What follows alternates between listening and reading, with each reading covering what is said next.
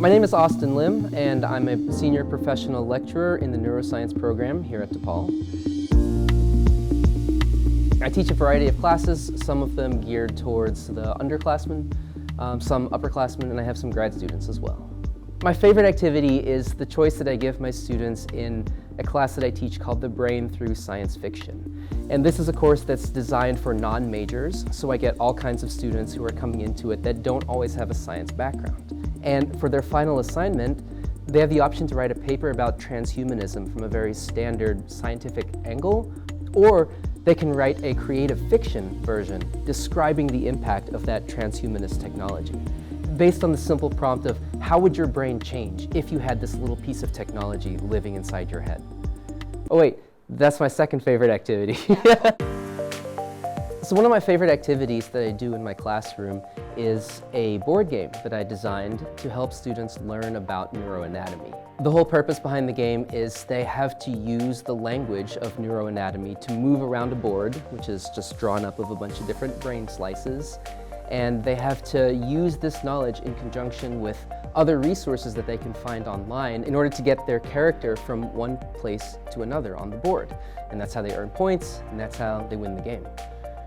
It's one of my favorite activities because it's so interactive, and people love board games, people love winning, and so this sort of combines this learning process with also understanding just how the brain works and how it looks.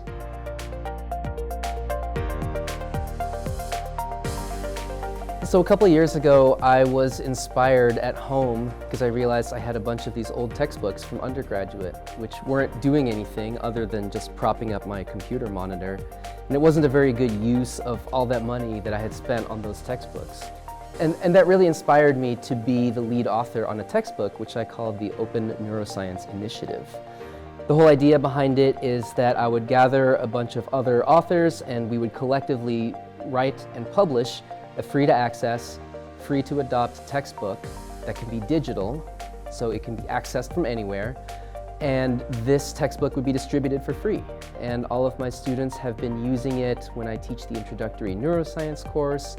I use it for some of the psychology courses that I teach, and as far as I know, it's been accessed thousands of times. I'm also working on an audio textbook version of this, which is available on YouTube. If you search for it, it's just Open Neuroscience Initiative, and there are audio narration versions of the textbook. I know that sometimes the hidden curriculum of just how much textbooks actually cost is not something that first-generation students usually think about, so I think that this has been a big advancement for helping ensure access of the information to all of my students.